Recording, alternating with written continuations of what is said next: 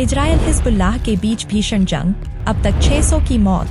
IDF chief बोले हम रुकने वाले नहीं। इजराइल और हिजबुल्लाह के बीच जारी जंग भीषण होती जा रही है। इजरायली सेना लेबनान में हिजबुल्लाह के ठिकानों को तबाह कर रही है, तो वहीं हमले से बौखलाया हिजबुल्लाह भी उस पर जबरदस्त पलटवार कर रहा है। बुधवार को उसने तेल अवीव पर कई रॉकेट दागे गए, लेकिन कोई हताहत नहीं हुआ। लेकिन लेबनान में इजरायली हमलों में 51 लोग मारे गए हैं, जबकि 223 लोग घायल बताए जा रहे हैं। IDF के chief of staff major general Herzi Halevi ने बताया कि हिजबुल्लाह के 60 खुफिया निदेशालयों पर इजरायल एयरफोर्स ने एयर स्ट्राइक की है। इसमें खुफिया जानकारी जुटाने के उपकरण, कमांड सेंटर और अतिरिक्त बुनियादी ढांचे को नष्ट कर दिया गया है।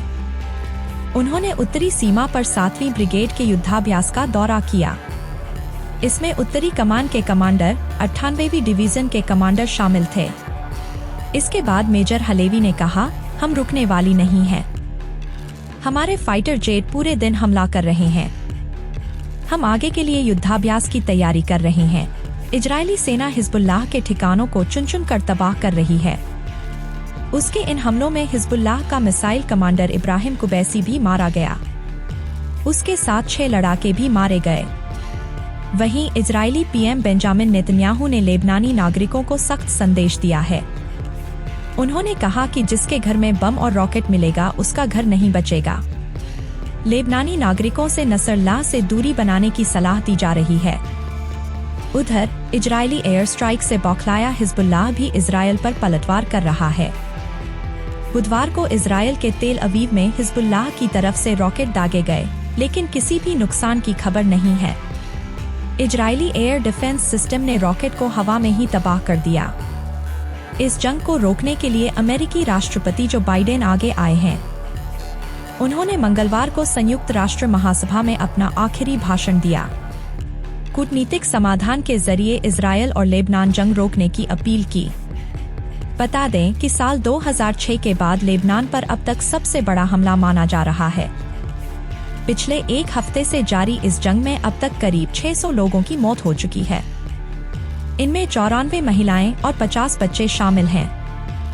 हिजबुल्लाह के एक अधिकारी ने न्यूज एजेंसी रॉयटर्स को बताया कि लेबनान में पेजर और वॉकी टॉकी ब्लास्ट में बुरी तरह घायल होने की वजह से उसके 1500 लड़ाकों को लड़ाई से बाहर करना पड़ा है। इन लड़ाकों में कई की आंखों की रोशनी चली गई है, तो कई हाथ पैर उड़ गए हैं। इसे हिजबुल्लाह के लिए बड़ा झटका माना जा रहा है। हालांकि एक अमेरिकी रिपोर्ट में इस आतंकवादी संगठन के लड़ाकों की संख्या 40 से 50 हजार बताई गई है।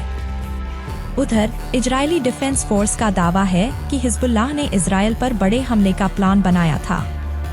इसमें हमास द्वारा 7 अक्टूबर को किए गए नरसंहार जैसी साजिश रची गई थी। इस बार उत्तरी इजरायल में हिजबुल्लाह के लड़ाके उसी तरह घुसपैठ की प्लानिंग में थे, जिस तरह हमास ने दक्षिणी इजरायल में किया था। लेकिन समय रहते इस साजिश की भनक लग गई।